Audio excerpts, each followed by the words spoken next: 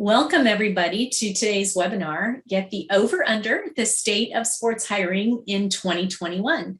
I'm your host, Lori Cole, and today I'll be speaking with WorkInSports podcast host, Brian Clapp, about the results of iHire's recent report, The State of Sports Hiring 2021. So we're going to get started with a poll. Make sure that I'm changing this here. What hiring challenges have you experienced most in 2021? This is a multiple choice poll, so select all the answers that apply to you. And your options include candidate ghosting, underqualified applicants, overqualified applicants, declined job offers, competition from your competitors, not enough applications, or you can feel free to chat one of these in. Love that we see it in real time. This is kind of fun. I know. Not enough applications is the big winner here. Yeah. And everything else, well, candidate ghosting, that's also a big one. Yep. Underqualified applicants, that's a biggie. All right, well, we're going to talk about all of these things today. Our ghost. Am I the ghost? Hi. You're the guy. You're the ghost. I have ghosting on the mind. I'm thinking. Yeah, apparently. Yeah. Our guest today is Brian Clapp, the host of WorkInSports podcast and iHire's Vice President of Content and Engaged Learning.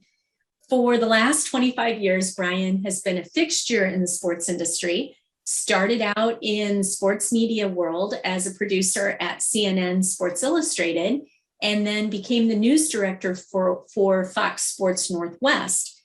And more recently, he has spent the last 8 years as the VP of Content and Engaged Learning at WorkInSports.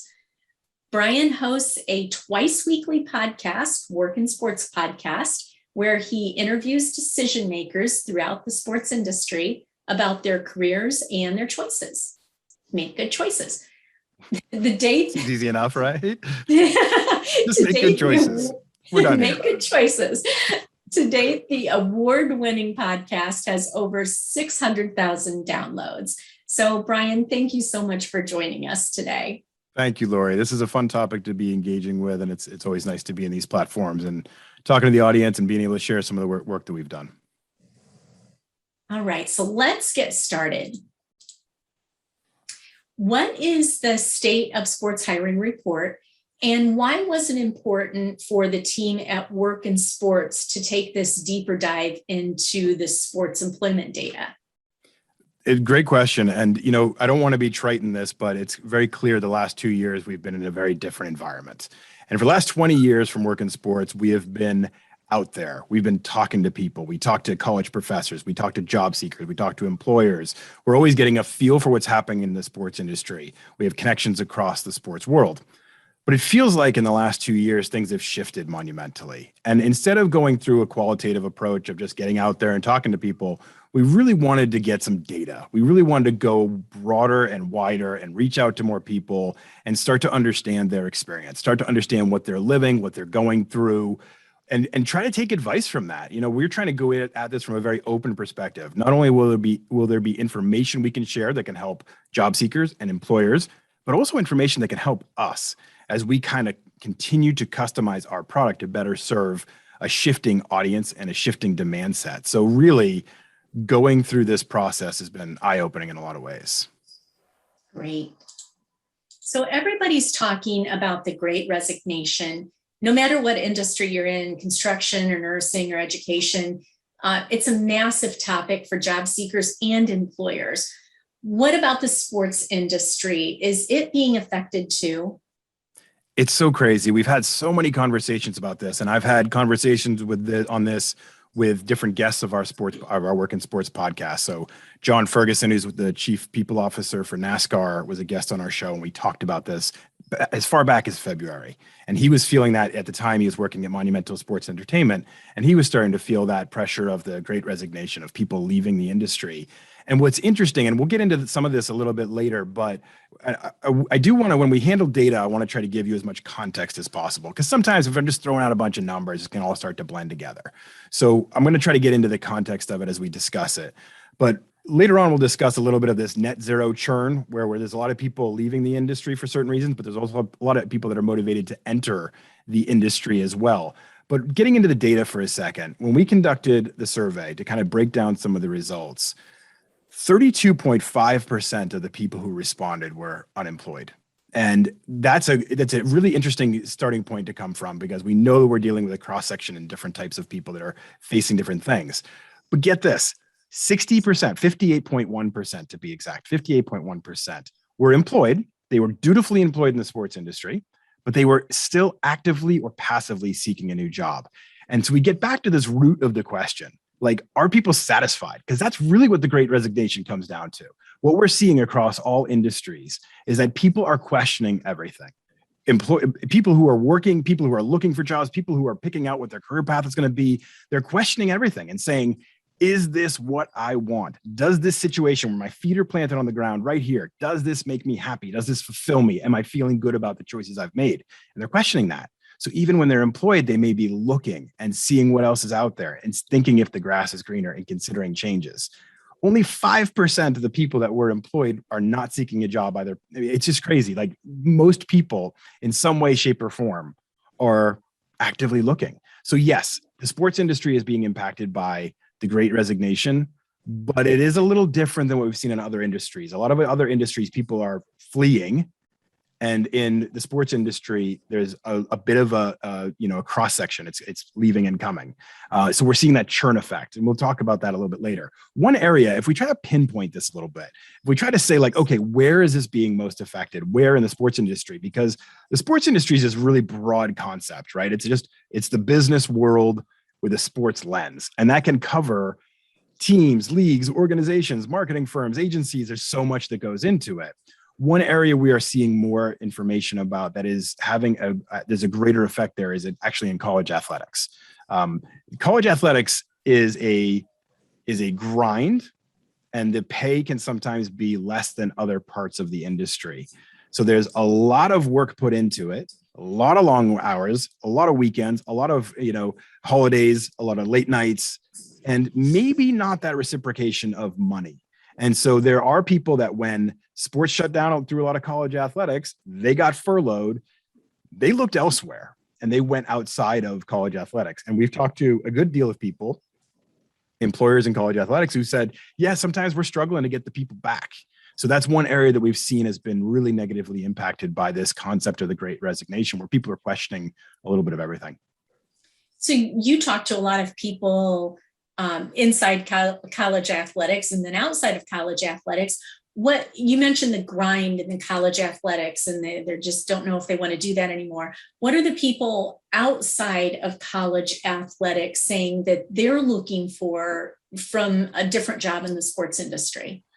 Yeah, so this gets really interesting. A majority of the people that we're talking to are just really frustrated with their current employers. There is this burden, and we talk about this a lot in the sports industry.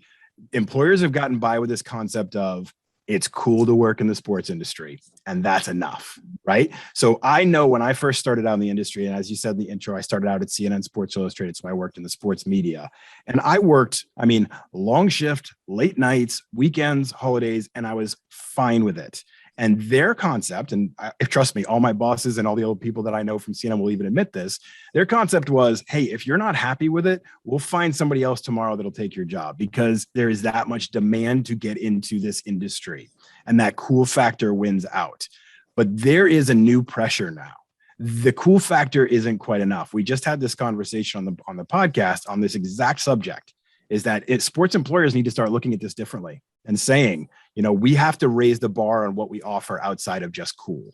And so the feedback that we're getting from those who are unemployed and those that are searching and those that are looking is that they're frustrated in a lot of ways. And so there's a way that we just need to get there and get a little bit better about this entire concept.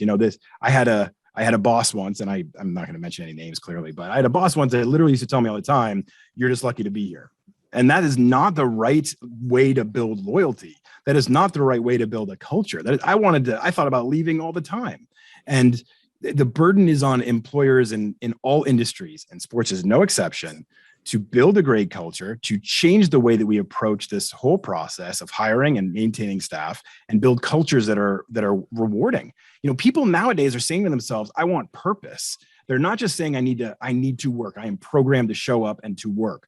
They want to have purpose. They want to feel like they're contributing to something. They want to feel like they're getting something out of it. And salary and all those things come into it, salary and benefits and all that, but really it's environment, it's culture. And I feel like for the longest time, and this comes from data, this comes from conversations, that employers in the sports world for too long have gravitated towards a cool factor. And we know that there's a demand. And now the job seekers are kind of pushing back and saying, you know what, we could use a little bit more in this scenario. We could use a little bit more in the equation here. And we all need to recalculate. We all need to come at it a little bit differently. Yeah, I agree. Job seekers have a lot more focus now on remote work and flexible work hours, but I know that that's not always possible because a lot of the people in sports are working at these events and it's scheduled and you've got to be there. But is that causing some unrest with some job seekers? Because in a lot of other industries, they're seeing colleagues that do have that flexibility that they not have in the sports world. It's a great question. This was actually one of the things that made me happiest about this survey because it made it very real to me. 6.6, only 6.6% of respondents said that their ongoing frustration was linked to wanting a more flexible schedule. So the reason this gave me confidence is because if 80% of people said that, I'd be thinking, well, that's ridiculous. That's not how the sports industry works. So these are people that don't really get it. The fact that only 6.6% said, yeah, I want a more flexible schedule, that's what makes me upset. Again, it gave it that relevance. It made it stand out for the right reasons to say, okay, we're having the right conversation, because it's not quite as possible in the sports industry to say, I work for the Atlanta Hawks and I want to have a completely flex schedule or remote schedule or hybrid workforce. It's like there's events, there's things you have to be there for. There's even when there's not game events, there's community service events. There's all these different things that go on supporting the team. So getting that and seeing that made me realize it gave quality. It made me feel like the results of our survey were on par with expectations. It set the bar at the right point to say, okay, it made everything else carry that much more weight because it felt like we were dealing with the right audience that got it. Like they came at this and understood, I understand in the sports industry, I may not get a flex schedule or a hybrid schedule, or I may not be able to work remote. That's not really what my problem is. I have these other problems. And so that allows us to isolate and say, okay, great. We know what the problem is now. And we can have that conversation rather than trying to solve something we can't solve, right? We can't say you can have a hybrid work environment in the sports industry a lot of times. But again, just going one layer deeper on that, I'll go back to some of my conversations on the WorkInSports podcast.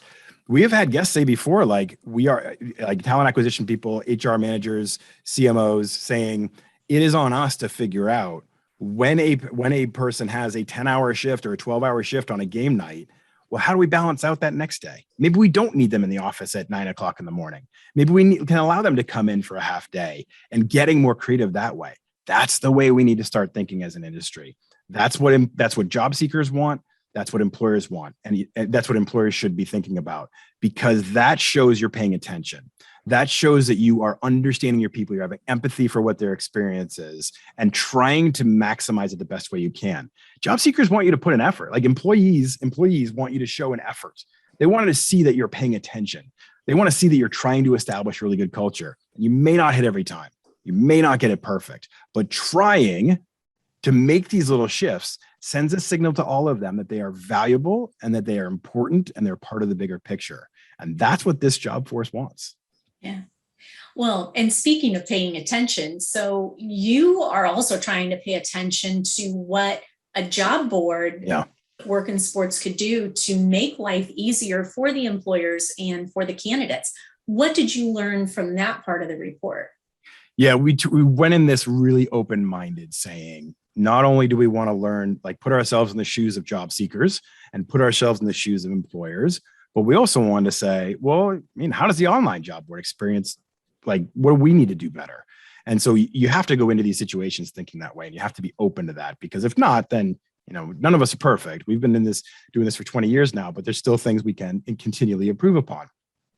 The good news is we got a lot of good feedback, some of which we can activate and get on, and other things it's just, we share the information and see where it can take us. So we'll go through some of those points. The good news is 66% of our respondents to the survey visit online job boards first. When they start to be a job seeker, that's where they're going, which is like, yay, good for us. We've established that much of a credibility that online job boards are reputable, and it's a good source. One of the things we've touted for a really long time is that instead of going to 100 different teams, leagues, and organizations job boards, you can come to us and it's all right there. So it's efficiency, it's working faster, better, and making the most out of your time. And people agree. 66% is a pretty good number of saying that's where I start. I started an online job board.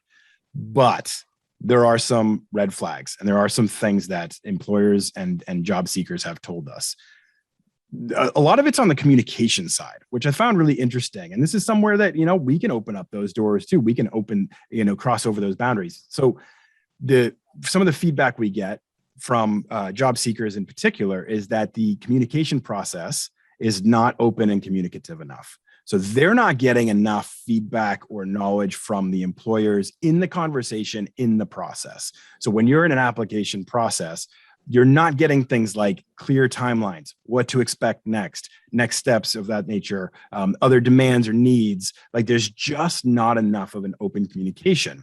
And so we look at that and we say, okay, maybe there's ways we can build that into the process a little bit more.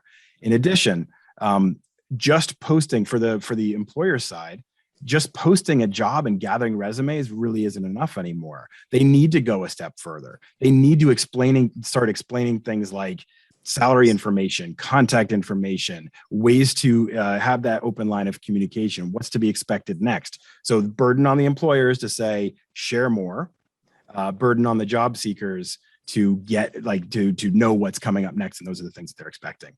The ghosting, huge thing, huge. Okay. We've talked about this a lot. We mentioned it in the poll already. Everybody's feeling this. This is the number one piece of feedback we get all the time, is like, I apply for a job, I throw my name out there, I'm totally qualified for this, and I never hear anything. Or I'm in the process, I've interviewed for a job and I never hear anything.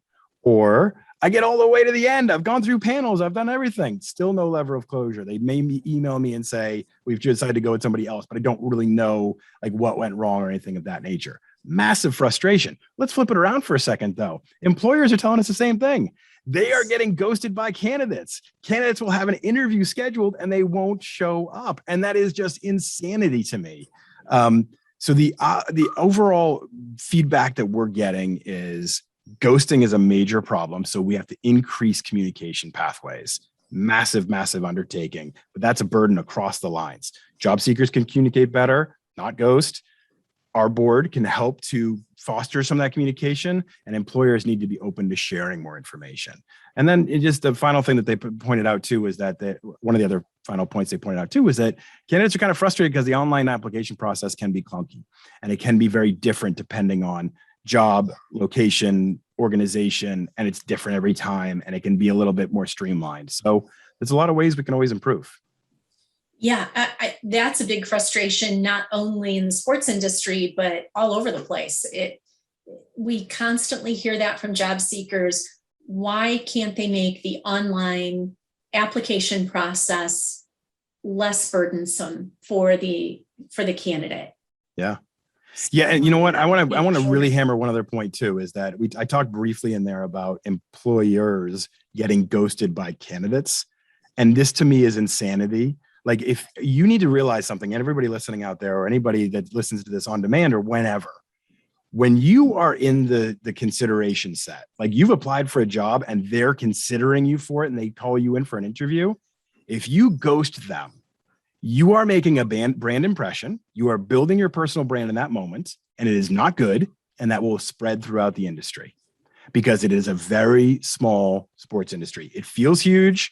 It may feel like it's a massive undertaking, but trust me, When you ghost one employer and you don't show up for an interview, that recruiter isn't going to call on you again. That employer is going to talk, that person is going to talk about you to other people out there that are hiring. The word travels. So don't be representing your brand in that way. You make a brand impression every time you are out there. And if you're out there representing yourself in a poor way, that will come back to hurt you in a really long way.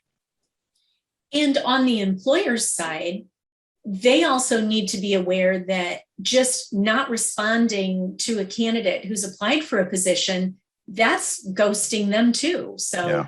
It's hard. It's hard. When I worked at one company, we were prevented from having those conversations. Like, we were literally told by our HR staff, do not respond to applicants who you've chosen not to hire, because that opens us up to, if you say the wrong thing, or if you kind of hint that it was for one reason or another, and it opens us up to legal action. So sometimes there are larger organizations who can say, don't communicate back with your staffers. I mean, your applicants, because it could open us up to trouble. I'm not saying that happens every time, but there are some organizations that view it that way. They view it with fear. And that's a hard thing. So we got to still figure out, like, okay, so what's that format we are going to implement? What's that way the HR team will communicate? Like, we just need to still say, communication is important. Don't just throw it out completely. We can't start ghosting people. That makes us look bad. So nobody should be ghosting. That should be the big takeaway from all of this. Whether you're an employer, you're a job seeker, show up, communicate, open those lines of communication, and that will help everybody feel a little bit better about the situation. You've already started to touch on this, but what else can sports employers do to improve this for candidates? Yeah, so this is a big one. There's three big ones that we were getting in our feedback, and I've touched on each one of them a little bit, but let's go a little bit deeper. Clear timeline is a big one. So if I'm a job seeker and I'm looking at multiple companies, I'm applying for multiple jobs where I may be a match for, understanding next steps, a time that they're looking to make a decision, getting some feedback on how this whole process is going to work is like massively important. Trying to share, like, we're looking to make this decision by the end of the month. Our next step is to do a panel interview. We'll do that within the next week. We're going to be reviewing candidates after this video interview. I'll be in touch with you by Wednesday. These little moments of clear communication of a timeline make a massive difference for the job seeker, so they know where they stand and they can pivot if they have to. I mean, why are we wasting anybody's time if they're not the right candidate? Let them free, let them get back out there or whatever, communicate that. If they're not somebody that interests you, if they're not in your top consideration set, let them go, let them be free, but communicate with them. And if they are in your timeline, if they are in your skill set and it's somebody that you want to consider hiring, keep them on the hook by letting them know what's next and be clear about that. The next part was salary information. This is one of the big ones, right? Like, everybody who's a job seeker is like, help me know upfront pretty early on whether this job is in my range, because I'm not going to waste your time applying for it if it's not. And then you don't waste your time interviewing me or trying to, sway me into this job. So let's just be clear up front, share as much information we can, whether it's salary, whether it's a clear timeline. And so that we can start out at a position where we know we are a match on that massive thing of salary. It's a massive part of this whole process. Why don't we find out early on, or give some like transparency that this is the range for this role? And obviously there's variations depending on where somebody's located, if it's remote, if it's hybrid, et cetera, et cetera. But that's what job seekers are looking for. If we can know a little bit more about salary information so that we can be economical with our time, apply for the right jobs, be in the right spots for these positions, that makes a huge benefit. And the last thing was contact information, sharing a way to communicate. The number one thing I get from fans of our Work in Sports podcast, from our audience, is that they want to, if they apply for a job, they'd like to know, who are they talking to? Who do they address it to? Who can I follow up with after a week to say, I applied for this job, I just want to see if there was any more information on it. Like, being able to have a contact person that they can communicate with. Some companies are really good at that. And you know what? They're probably getting the best talent because people are feeling comfortable in that process. So these little things that some companies do really well, I think you could probably attribute to them having really great staff and really great hires, because this is what job seekers want. And when they see it, they put their time and effort there. Right. So you've touched on this a little bit of what frustrates what frustrates the job seekers. The whole topic of salary, I know that that's been a big topic that I've been talking about this week, but it's a topic that nobody wants to talk about first. And Yeah. like you said, it really should be brought up as early in that screening process as possible so that you're not wasting days, if not weeks. Yeah, one of the things that I learned when I hire and work in sports came together as to form the company we currently are, and I hire acquired work in sports. One of the things that I learned early on in our process for hiring was that first phone interview, first like outreach, first like time we're going through resumes and we get it down to a list and we're doing phone interviews, we have that salary conversation right then. And so we realize if we're in the right ballpark for each other. And I found that to be a really a great scenario because it cleared up a lot of that frustration early on and let everybody maximize the experience moving forward from an employer standpoint and from a job seeker standpoint. Everybody seemed to appreciate that. The other frustrations that people are finding as job seekers, 49%, get that, 49% of people said that job seekers said they applied for jobs that they were overqualified for. So they're going at it and saying, hey, I keep hearing how competitive everything is. I keep hearing how difficult the job market is. I'm going to apply for something I know that I'm overqualified for, but they're frustrated even going into it. So why is that a good situation? You're starting out at a job you think you're overqualified for. That's not a great way to start a relationship with a new organization either. And the other big one was standing out from other job applicants.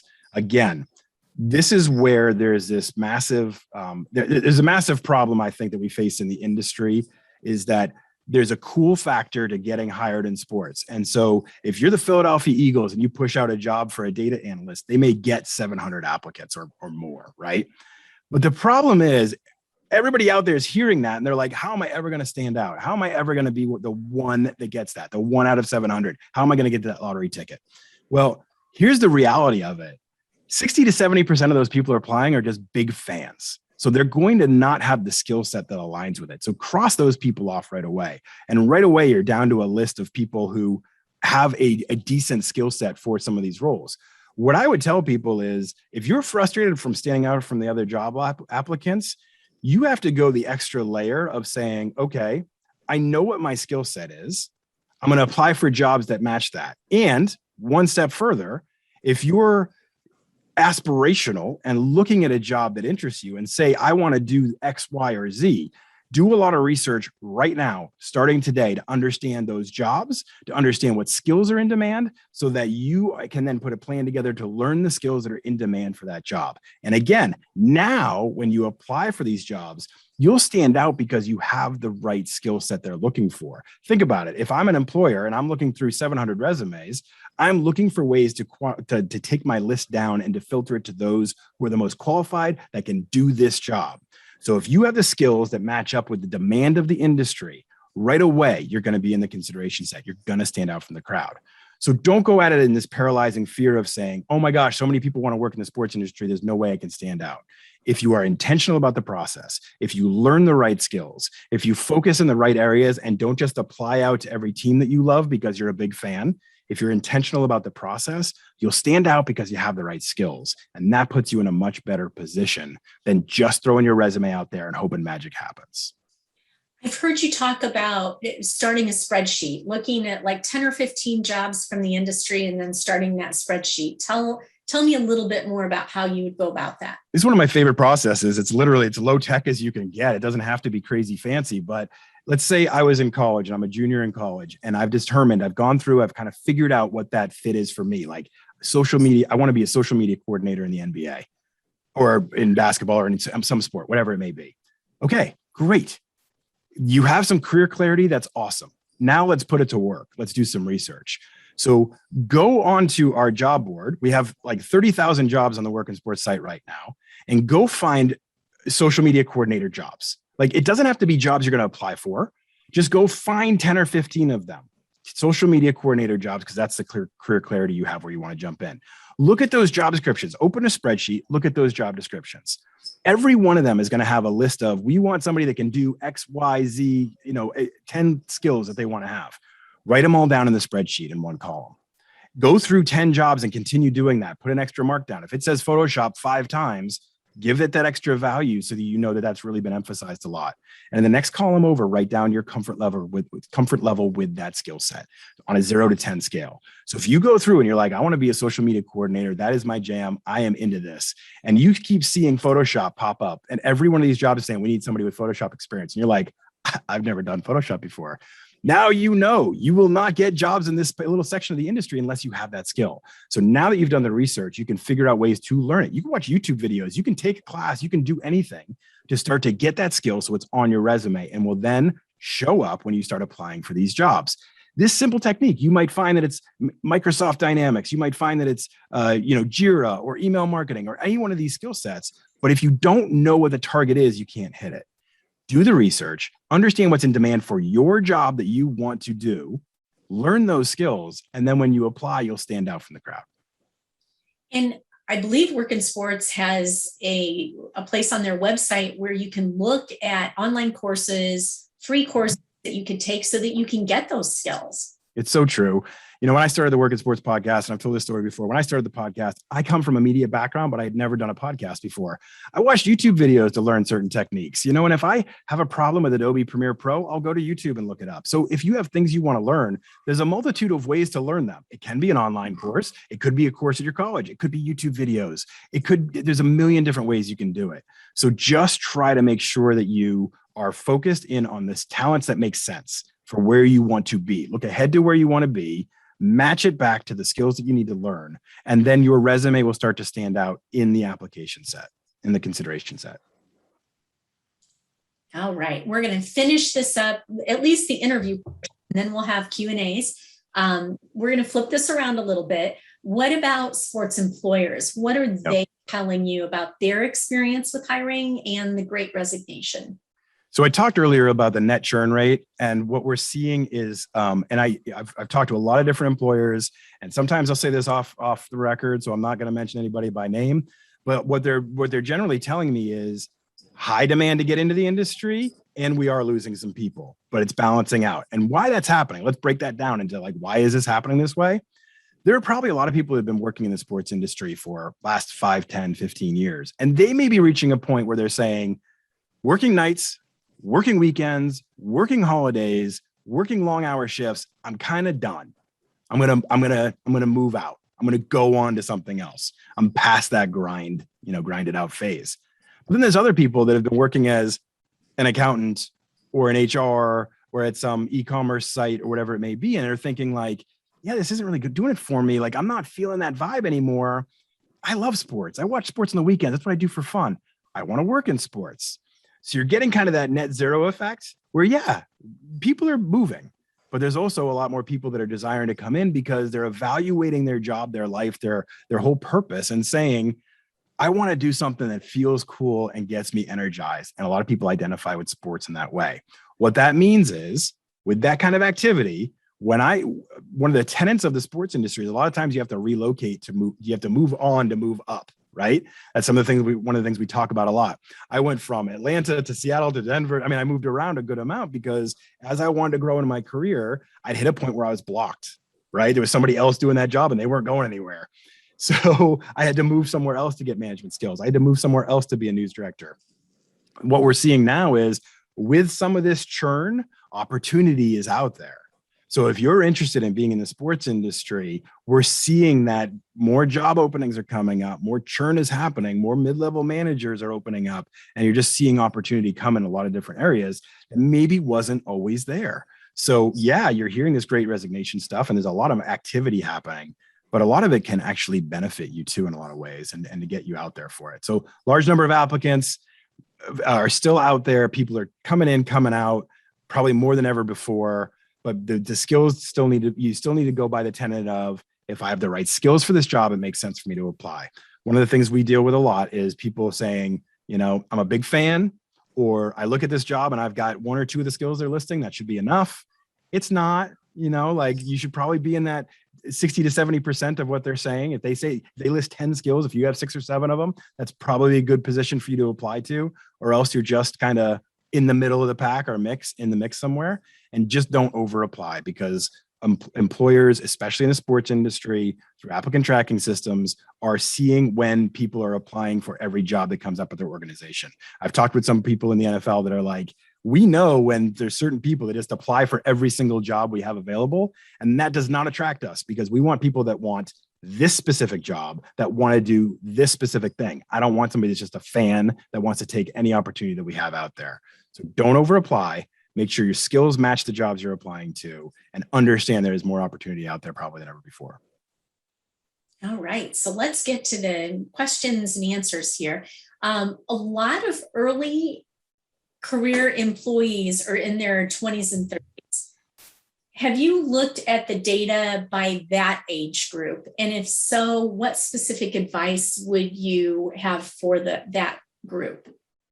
Yeah, so young entry-level staff, people trying to get into the industry. Mm-hmm. I think one of the biggest things that we get feedback on is a lack of career clarity and focus. So people are honestly, we have a sports career game plan, an online teaching platform that is in 50 universities across the nation. And so I go out and speak at a lot of these colleges and have these kind of interactions with people.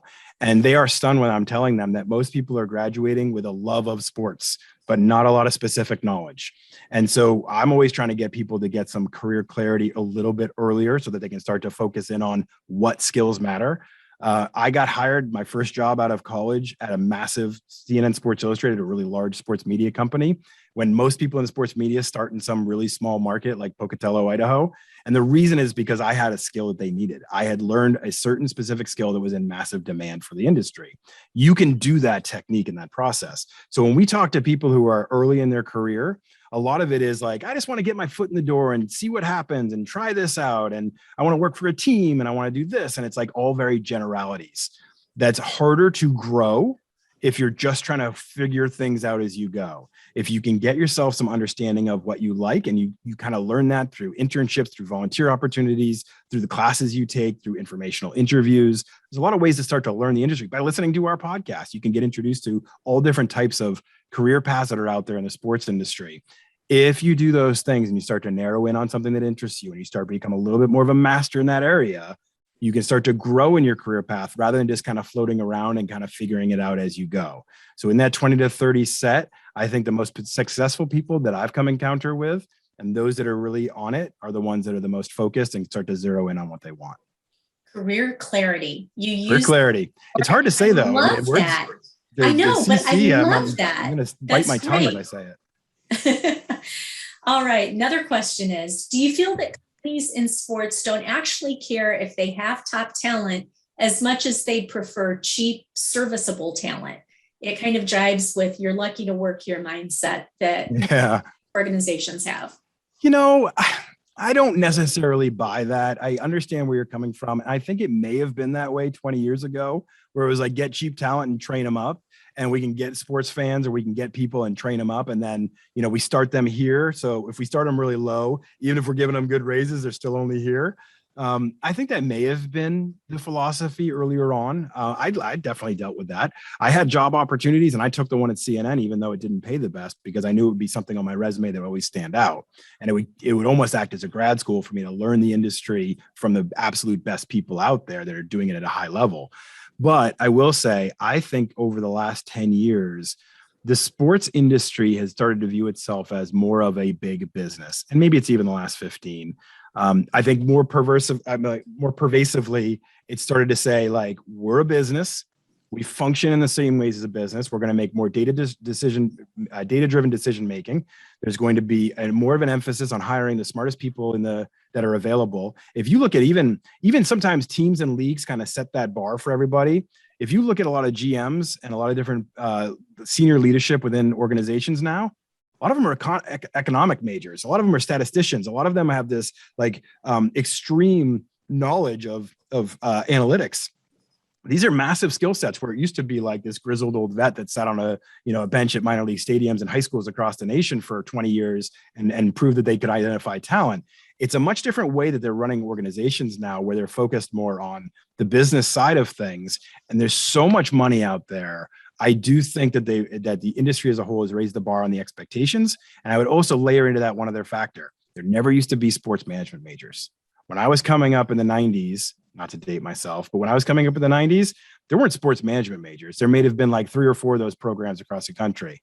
Now it is almost at every school out there. So you're getting more targeted education that has that business influx to it. And with that, we've raised the bar on what we're looking for out of employees too. So I still think you stand out with having the right skill set and being able to have a revenue. I mean, I'll say this and throw that out there. I think if you have the ability to generate revenue, you will always find good work in the sports industry because that's where the demand is.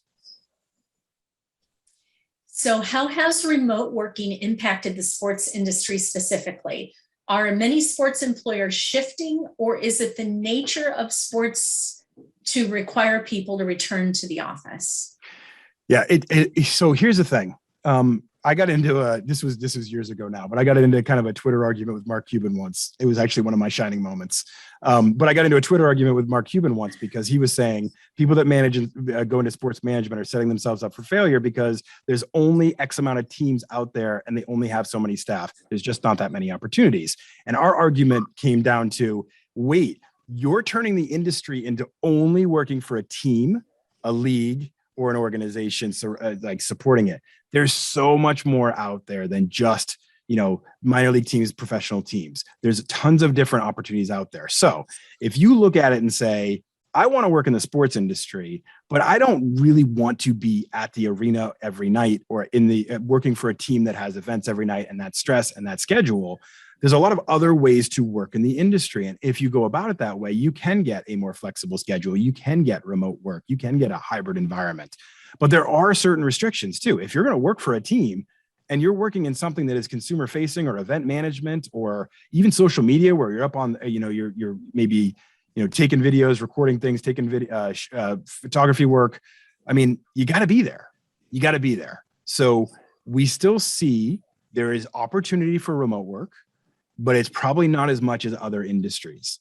So pick and choose where you fit. If you know I need to be in a remote work environment or I need to have a hybrid work environment, then maybe you don't want to go work for the Yankees, right? Maybe don't target that. But you can look at a lot of other opportunities in the industry that may allow for that. So just know yourself well enough to figure out what your path is in the industry. Again, any job that's out there in the business world is also there in sports. So you can work in accounting and finance and HR and marketing and all those different types of roles that you'd find at any organization. You can also find in sports. It's just a cooler packaging, if you ask me. All right. So here's one.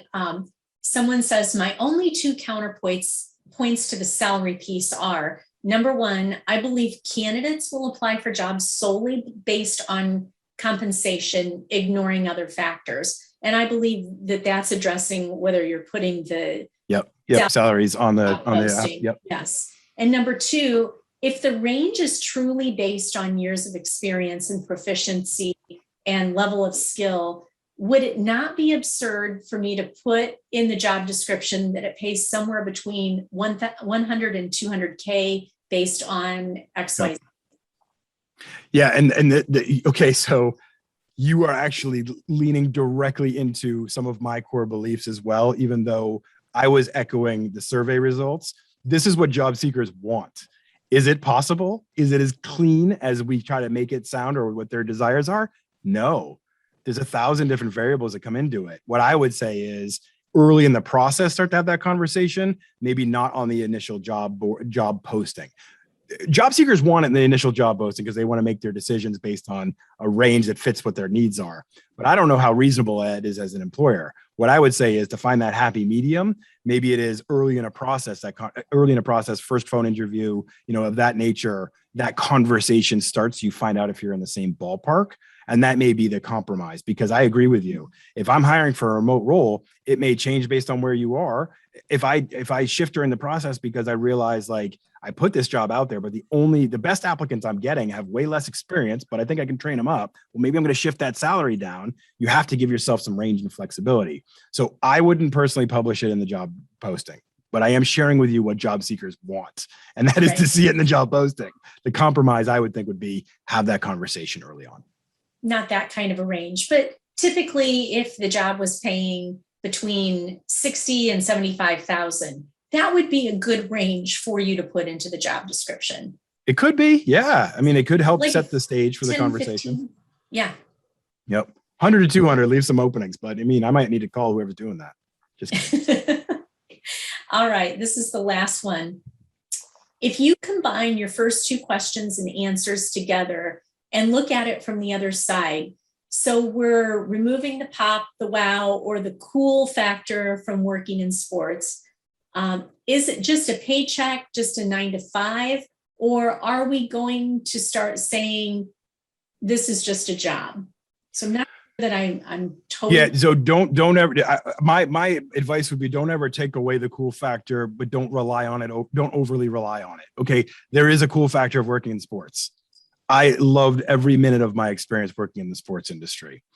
But if that was it, and I didn't get any other cultural benefits from that, and I had a boss telling me all the time, like, you're just lucky to have this job because of you're working in sports, that doesn't breed loyalty. That doesn't breed a good environment, and you're going to lose staffers that way.